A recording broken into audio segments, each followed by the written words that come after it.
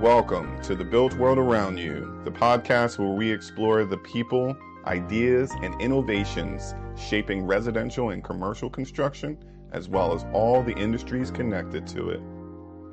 Each week, we sit down with thought leaders, rising stars, and real problem solvers tackling today's toughest challenges. From job site breakthroughs to boardroom strategies, we're here to share the lessons, the struggles, and the success stories that are a part of tomorrow's world being built right now. So grab your hard hat, sharpen your pencil, and let's get to work.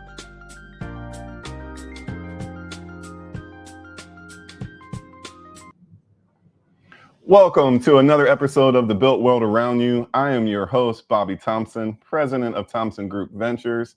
And today I am super excited because we have an affordable housing guru, Stacy Kaplowitz, who is the VP of Lincoln Avenue Communities, doing great work in the affordable space.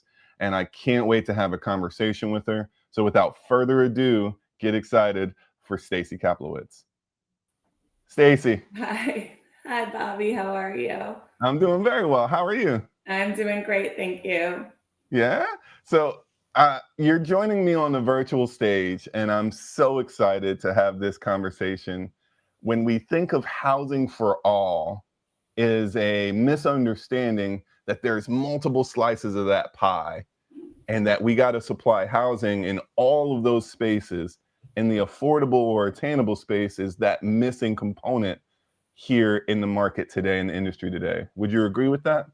I would agree with that. I think, there's always been this sentiment that, or there's been this historic ideal that, you grow up, everyone goes to college, or, and then everyone wants to own a home, a single family home. And maybe between college and owning a home, you live in an apartment for a few years, but that's just not the reality anymore. Housing is a continuum, and some people might want to live in an apartment forever, and some people might want to live in a condo, and some people might want to live in urban areas, and some people might want to live in rural areas. So you really have to have a diverse housing supply, and within that supply you have to have diverse price points. And so we have to really think about that housing for all everywhere, and you have to really rethink that paradigm, because what one person wants and needs is not necessarily what another person wants and needs. I love that. And so let's kind of talk through, because I've known you now for a little bit, and I got referred to talk to you as the affordable housing guru, right? So for everybody listening and watching, can you give us a background of who you are and what do you do for those that don't know you? Sure. And I think guru is adorable, but I wouldn't call myself that. I think I'm coining it. You've probably heard that, because I'm very passionate about what I do. I've been doing this I've been in affordable housing development or multifamily development, I would say, for about 18 years. I'm with Lincoln Avenue Communities, and we are affordable and workforce development owners and developers, workforce housing owners and developers. I've been doing this for about 18 years, always in the multifamily and affordable space. For a while, I was doing some student housing development, but I've always just been really fired up about this idea that not everybody wants the same thing, and that really the great equalizer is having a great education. And, I live in Maryland, in Montgomery County, down the street from an amazing school, public school. And I grew up in an amazing public school system, and I have children, and I want my children to be able to have access to great schools, and I want everyone to have access to great public schools. And so at a very basic level, I think there should be housing for all, where everyone has access to great public schools. So at a very basic level, that has always been my sort of goalpost. And so I know who told you that I was a guru. That's kind of where I'm always starting. In a community meeting, or when I'm looking at a new opportunity, it's like, wow, this is a great opportunity for families or for folks, or to have a great community amenity, whether it's a school or a park, or, this would be a great place to live. And so that's really where I'm starting from. This would be a great place to live. And so that's where my passion comes from, I guess. And so that's what I've been doing. And so affordable housing really, for me, starts from there as access. People should have access to great amenities. So that's what I do. At Lincoln Avenue, we do that across the country. We've been around since 2016.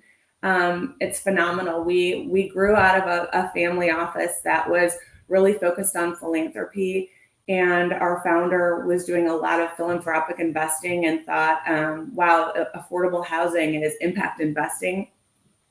How can we, you hear this term like triple bottom line, but really how can we invest and make it work for, our investors, our residents, and the folks that work for us. So I am a partner in my communities, which is amazing. So I'm doing all this work and I'm a partner and owner.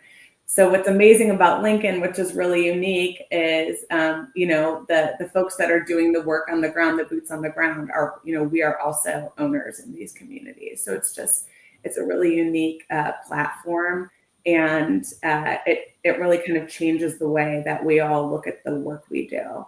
So yeah, we're in 30. I think I'm all over the place. We're in 30 states. We have over 170 communities. In 2024, affordable housing finance ranked us the top affordable developer in the country. That's right. Great things. And I'm really excited about what we're doing in Maryland. Well, that's fantastic. So with that breadth and span of understanding, because this problem of housing shortages and attainability and affordability is everywhere, right? It's rampant. Everywhere. Right. Maryland, the comptroller's report that came out really hit the nail on the head, I feel, with showing all the layers of the pricing that goes into housing. And in each one of those layers where folks are just adding costs and adding the gap between how you can actually get there. What are you seeing in not just Maryland, but nationally with your guys' reach, where we could really move the needle and cut out some of those unnecessary costs that kind of widen the gap for folks? I know we only have 30 minutes. This is where I get all wet. I get all riled up. Okay. So I'm going to touch on this, but I want to start bigger, right? So sure. There's all this like, oh, developers, they make all this money. Look at it, costs $1 million to build an affordable unit. When you're building market rate, it costs $100,000. Why is there such a delta? Well, part of that is these qualified allocation plans. The states will say, if you're going to build an affordable unit, you have to make it Energy Star efficient. You have to make it LEED certified. And you have to make sure that you do blower door testing on every unit. And we're going to mandate that you have these special amenities in it. And we want you to use Davis-Bacon wages. And we want Section 3, and we want this reporting. All of these things are amazing. I think and listen, I want to pay union labor. Like my grandfather was an electrician. Like I want that, but the projects cannot always afford that. So then we have to go ask for more money. So then we have to go ask for subsidy from the community and say, do you have additional soft funding that we can use because we need to support these requirements? So then we borrow more money from the city, or there was an article today, and I know this is going to run in January, and we're recording in November. There's an article today or in the paper, it was yesterday, criticizing a project for this very thing. So you have to go borrow more subsidy, or you have to go ask for a property tax abatement. Now everyone's mad at the developer now. Oh, these developers ask for so many things, and we're giving up so much for these developers. Right. Okay. Well, then scale back what you require, and then we can ask for less. But so there's just this sort of like disconnect. And so I started this by being like, oh, I'm going to go really high, because lately I've just been like this curmudgeon being like, why are we the bad guy? We get, I sit there and I take it in a neighborhood meeting because we're the developers and they don't want us, the NIMBY, I'm constantly sort of fighting that perception of the type of people, and I'm trying to help people understand who lives in affordable housing. We live in affordable housing, our kids do, our neighbors do, like our children's, like all the people, we all do. So I'm fighting with the neighbors. I'm fighting with the powers that be that are, that elected officials that say they want it, but publicly say they don't want it, or they want it here, but they don't want it there. Right. They only want it in certain circles. We got a lot of that, So then I'm fighting with the state agencies who are annoyed at the developers because we're saying you're not allocating fast enough. We have sellers that are up breathing down our necks, so then kind of have that. So it's like everyone is mad at the developers, but we're the ones doing the thing. We're the ones making it happen. And then if we want to collect a developer fee, everyone's mad at us for that. Well, meanwhile, for example, I'm one of my 4 projects in the pipeline in Prince George's County, a 72-unit age-restricted affordable deal. It's beautiful. I'm 2 years in on pre-development. I don't have a shovel in the ground yet because of the financing and entitlement process that I'm a part of. I've got $2 million of pre-development money out the door that I'm paying interest on. So, and my money's not free. And we're building affordable housing. So it is not for the faint of heart. And so sometimes I think about, we all think about, why do we do this job?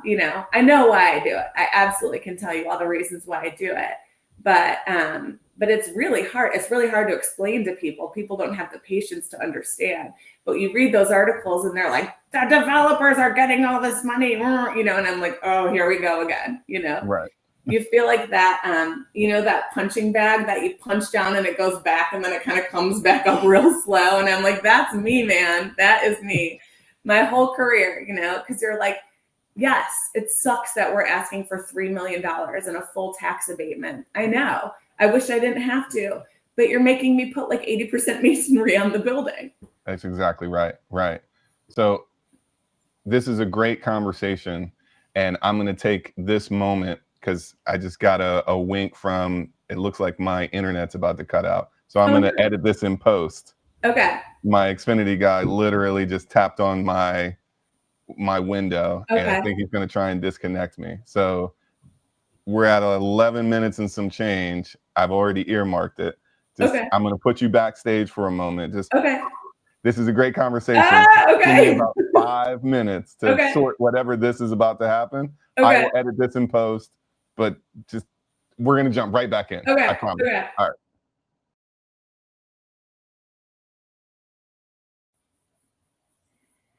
So this conversation, I will tell you, is the component. I love your passion because folks do really feel like everyone is doing the add-ons and those multiple layers by choice, when there's a lot of driving components to all of these nuances that you're referencing, the pattern books, the 80% masonry that are coming in, and it's supposed to be attainable or affordable, but it's as a mandate, specific product types that are just really expensive to build, because the folks that are making some of these guidelines are not doing it with an informed decision-making process. And so I love that you're passionate about it. I love that you are fighting the good fight and bringing this to light. Thank you very much for that perspective. I'm trying. If you look at our designs, we're working with the best architects, the architects that are doing beautiful market rate. What we're building and designing is exactly the same thing that folks are paying, 30% more for rent if they're not living in tax credit housing. And it just costs more if you, and it's unfortunate.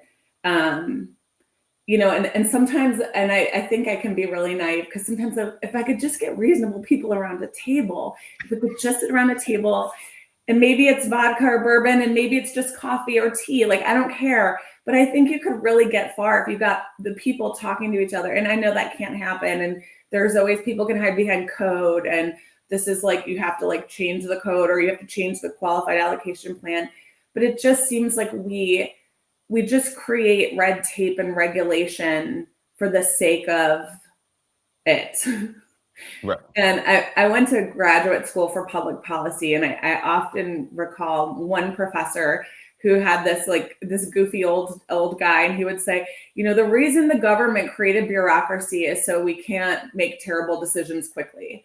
And I always think about that, because I'm like, yes, but also it keeps us from making like really good decisions quickly. And like, so I get that there's like, that's can be a good thing, but also like it can be like, that's why this is a really slow moving. And like one thing I really enjoy about my role here at Lincoln and what we're doing in Maryland that is really, it fills me up, is advocacy work. Not only are we just, am I just working on my deals, and am I meeting with, the folks in Montgomery County and Prince George's County and Baltimore County, but also we're trying to, we're working with MAHC, which is our state advocacy group. We're doing federal outreach. It's so cool. We're talking to state delegates. We're talking to, the city council members just about this, because I do think that folks understand affordable. They say they understand LIHTC, but a lot of times people are thinking of only the 9% LIHTC, and they don't understand that there's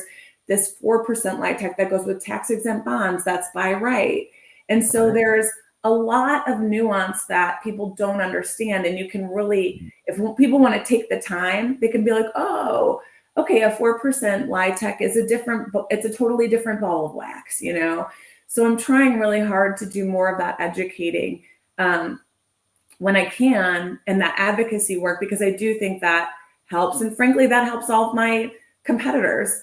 And I love that, because there's way more work to do than there are us, 100%. And I'm buddies with all of them, and I'm going to go and cheer them on, because I hope they're going to do it for me, but also like we all need to be lockstep in this, because it's going to help us all get more deals done. And it's going to help solve the challenge that we have here in Maryland, which is a real true lack of housing. That's exactly right. Yeah. And the only way to do it is with all hands. Yeah. Yeah. And if you do not address the moment and do the conversations that you're having and the advocacy and do pragmatic designs that are going to meet the needs of the people that actually need the housing, right? With the shortage that we have, if we're not doing it in all hands type of process, we're going to fail. And we've been failing at it. We've been failing miserably. Totally. So another cool thing, and like not everyone can do this or should do, well, everyone should do this, but we don't all have bandwidth. But one thing in my career, I've done a couple other things that I think have made me a better developer and a better person, but that's cheesy. Save that for my Hallmark movie. Okay, so two things. One is when I moved to Rockville, I moved here from Austin, Texas, like 11 years ago. And I was like, oh, I'm moving to Rockville, Maryland. Like, how uncool to leave like the music capital to come here. But Rockville's cool. But I wanted to get engaged in the community, and I joined the Rockville Housing Enterprises Board, which is our local housing authority. And now I'm chair. And how cool to be on that side. So now, I'm a developer by day, but I get to wear this hat and see the inner workings of a housing authority and the challenges and the work that staff does. And I mean, they're angels. They do the work. I mean, that people in the housing authority that work on the vouchers, that work with our residents and our clients, are doing such incredible work. The patience and the navigating that they do. And when there was the shutdown, and our executive director who is turning over couch cushions to try and find money to fund a youth build, which is this amazing program. Like, I get chills. Like, so I am humbled by that work. And so I can sit here and complain about how I'm looking for $2 million because I got a gap in my sources because interest rates went up, and that sucks. And I'm going to figure that out. And then I'm like, oh my gosh, how can we find $500,000 for youth build? Because I want to train two more students so they can get jobs in construction and we can get them so I think like my voice is quivering because that is that is straight to the gut, so important and also relevant. And also like to me helps put it all in perspective. And I'm thinking all the time about, I'm working on a beautiful, amazing project right now in Prince George's County with the Refreshing Spring Church of God in Christ and Seed, which is an amazing nonprofit, sowing, I'm going to get it wrong, it's Sowing Empowerment and Economic Development. And I connected them with Youth Build. So I'm like, oh, and they're talking and I'm like, that's amazing. So like that kind of thing for me fills me up. And that is like part of what the job entails, I So love that's that. awesome. I do too. Yeah. And so when you get the ecosystem that continues to kind of feed one another, that's the best case scenario. Yeah. I That's love like that. that's the vibe. Like that's why that like when and again we're recording this in November, but I was talking like to my husband, my kids were talking about, I have like a 14-year-old and a 12-year-old boys. And so they're like, and I'm like, let's talk about gratitude. And they're like, what, but I was like, I'm really grateful. Like I love making connections and seeing there be a spark. Like I love that. Okay. And so that to me, that connection was a big one for me. The kind of youth build and the seed connection. Another one that's really special is, and this I think is a great lesson for all developers. I was really moved by a book. Everyone in the industry should read it. It's called The Color of Law by Richard Love it. Rothstein. Loved it. Absolutely. I Yes. tell this story to everyone, Bobby, but during the pandemic, I like one late night, I like wrote him a fan email that Richard Rothstein, I like wrote an email being like, I loved your book. And he wrote me back. And so we had this like cool email exchange for a while. And when his second book came out, we did a book reading for him because that book like gave me my purpose in the world of housing.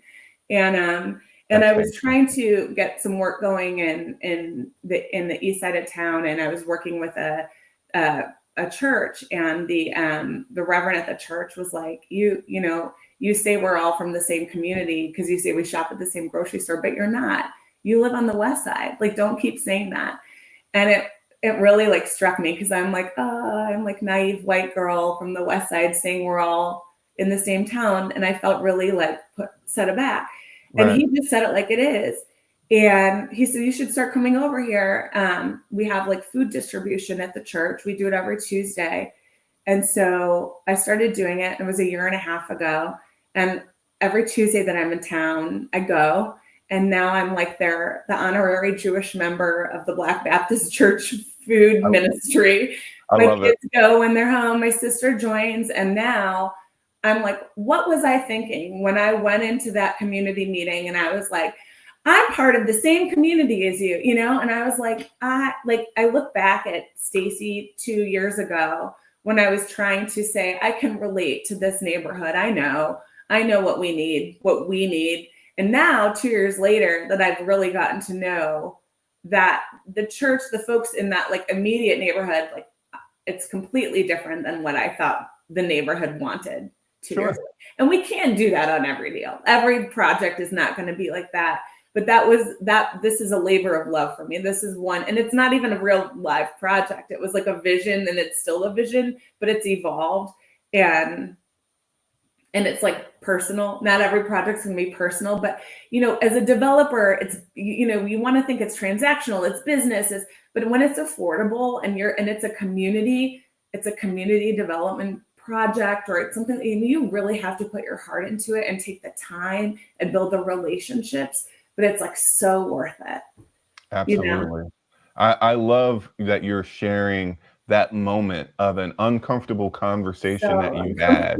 Yeah. Right. But we all grow through uncomfortable moments, right? So that uncomfortable conversation that you were able to have to find out and know what you don't know, it is going to be a ripple effect that now informs your decision making and your understanding of these environments that you are operating in. And I think if I could for a moment talk about the importance of these partnerships, because had you had not gone to that community meeting, you wouldn't have gotten an invite that challenged your perspective and then opened your eyes to a different perspective that you could then make decisions and understanding from. And I think that we could all, everyone, no matter who you are, your walk of life, whatever it is, can get uncomfortable slightly to challenge our own perspectives. So that way we see the views of others clearly. And that can inform your decision. And in our industry, specifically, like you're mentioning, the color of law, this industry was highly de jure segregated in a major way for decades. And so when you're addressing some of these outcomes that come from that, Baltimore City is a easy case study for this. there's a lot of folks that need a different perspective, that need to be informed. And so I love that you've had that experience. So thank you so much for sharing that with the listeners to the show, but also feeling comfortable to share that with me and others. That's Yeah. awesome. And it Yeah. speaks volumes to the kind of person that you are. And for me to have this conversation with you pumps me all the way up. So thank you for that. Awesome. Well, thank you. Yeah, I mean, I think it was definitely growth for me personally and professionally. I think I've also, I think it's also that community has grown a little bit too, getting to know about developers and me and what we do. So I think it's good. It's just people being open-minded and like being willing to learn. And that kind of ties all the way back to like education and advocacy about affordable housing. I want to just make one more point. And I know you're trying to like tie this up, but I want to touch on rent control. And I know that's like, Please. We could do another 30 minutes on that. Well, this is I love it. So when we think about that rental control thing, right? And I know we're going to be short on time, and I promise the viewers and the listeners that we're going to have more conversations with Stacy about the moment that we are living in right now, and that there are a lot of things that are impacting the ability to address attainability and affordability, and there's different housing types that are impacted. So we'll definitely transition to rent control. What are your thoughts though on rent control? Yeah, I know it's a slippery slope, but one thing that I try to help folks understand locally and globally is that rent control is really bad policy. It sounds really good in the near term, and I understand how it feels. I've been there when it feels like things are out of control and you need someone to say, stop, enough. You can't, I'm a mom, stop, enough. You can't do this anymore. Like things are out of control. I got it. But to sort of just have the government come in and say, we're going to control one specific market and tell it what it can and can't do is a really, really bad idea. There's a lot of scholarship out there about it, and we have a lot of data. And as I mentioned, we have over 170 properties in our portfolio at Lincoln Avenue, and we have a lot of operating data to lay it out. And so I always offer when folks want to engage in a conversation and want to listen and talk, I always am open to that. And lastly, I just, I think it's important for people to understand that, like, I think people want to say that it's like an R or a D thing or it's not political. It really truly isn't. It's supply and demand. And if you just say, we're just going to slap on a rule here and we're good to go, you're going to dramatically impact supply and you're screwed. I don't know if you got to edit that out or not. I'm not going to edit your screwed. If you make a way for supply, and everyone, again, that goes straight back to the big bad developer, corporate developer argument, which, I could go down that rabbit hole, but you got to make way for supply. So I try to also, as granular as I can with my neighbors, we talk about that. And sometimes my husband's like, Stacy, get inside. Like, it's not like, come on inside. It's not, because I'm like arguing about this. I'm arguing about the widening of the highway. I'm like, if we had affordable housing here, we wouldn't have to widen the highway. And it's like a Saturday at 2. But I just want people to understand, we don't live in silos. Everything, we live in this ecosystem, and I know that's overused, but we've like traffic and transportation and housing and parks and air quality. It's all tied together. And if you want your Lululemon and your Starbucks and your grocery store underneath your cool apartment building, and you want all of that, and you want a beautiful park that you can walk to, you've got to have affordable housing. And you can't be scared of it. And you can't be afraid of apartments. And if you don't want them to widen the highway and you hate 95 and you hate the traffic, then you have to be okay with it. And you have to be okay with rental housing. And you have to admit that people who live in apartments are nice people who care about their housing and care about their quality. Like, so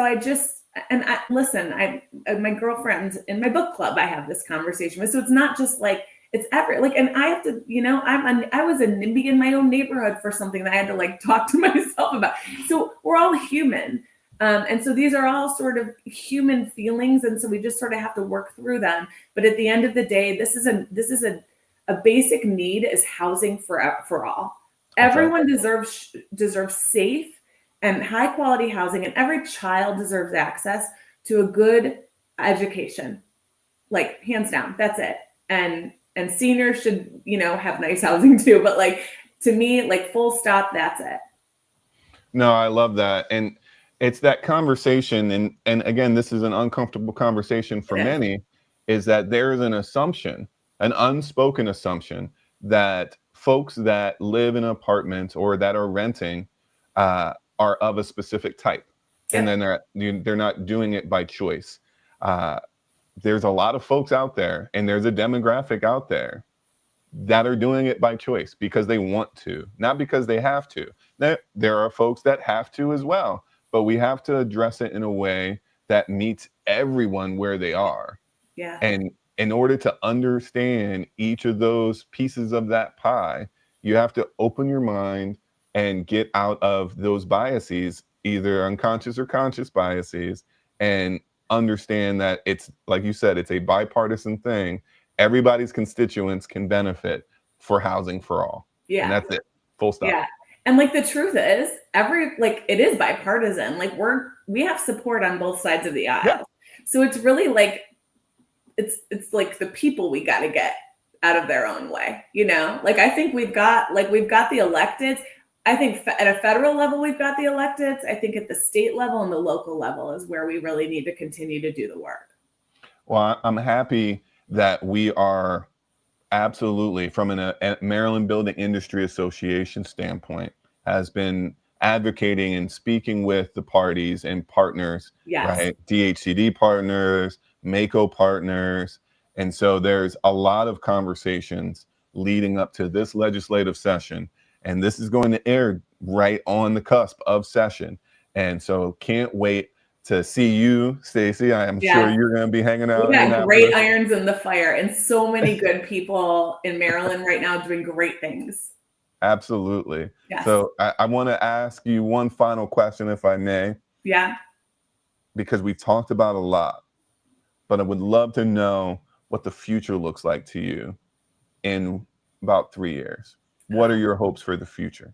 In 3 years, I thought you were going to ask me about 90s rap music because we started off with that. But, I could have easily, we could absolutely, that's a different episode. Okay, we'll do it short and we'll talk about great music from the 90s. Absolutely. Yeah, in 3 years, I'm going to tell you what it looks like.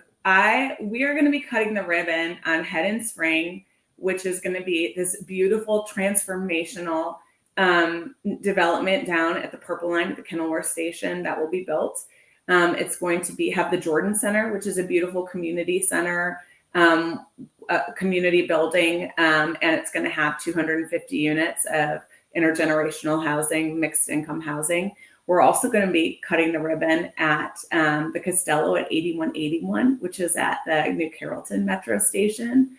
I'm going to be dining on weekends with my residents in Temple Hills. And we're going to be talking about all of the great work we did in Maryland with Governor Moore's Housing for All vision and all of the great work we got done this session. Jake Day, he's got a great team at CDA, and they're rolling up their sleeves and really trying to figure out how to streamline things. And so I think in 3 years, we're going to be remember that talk we had about all the work that I really am optimistic. Right. Because we've got really good people working right now to make change. So that's where we'll be. I love that. And I'm going to, we're going to play this loop back. I'll send it to you and be like, hey, remember that conversation? Yeah. I might have younger looking skin because I might delve into plastic surgery in 3 years, but who knows? So if somebody wanted to get in contact with you for your work with Lincoln Avenue or just tap into your wealth of knowledge to advise their own perspective, what's the best way for them to get in touch with you? Definitely email me, and it is Kaplowitz, and you can see my last name right there, but it's spelled just like you say it, Kaplowitz at lincolnavenue.com. Love that. Stacy, thank you so much for spending some time with me and talking about this necessary topic on affordable and attainable rentals. This has been a great conversation. I appreciate you. Thanks, Bobby. All right, we'll talk again soon. Okay. All right, folks. So again, reach out to Stacy. She's a phenomenal wealth of knowledge, super connected, and get informed. If you have not read The Color of Law, as she suggested, I recommend it to folks. She's recommending it to folks. You owe it to yourself to get more informed, leaders or readers. So pick up The Color of Law today and enjoy a kind of walk through history and what we are doing now being impacted by our decisions from the past. It'll open your mind in a different way. Until next time, we'll see you in the built world around you.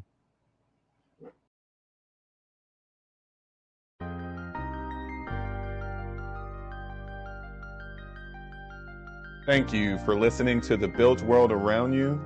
If today's conversation gave you new insights or sparked fresh ideas, be sure to subscribe, share, and leave a review. It helps more builders, leaders, and innovators join the conversation. Until next time, keep building smarter, leading stronger, and shaping the world around you.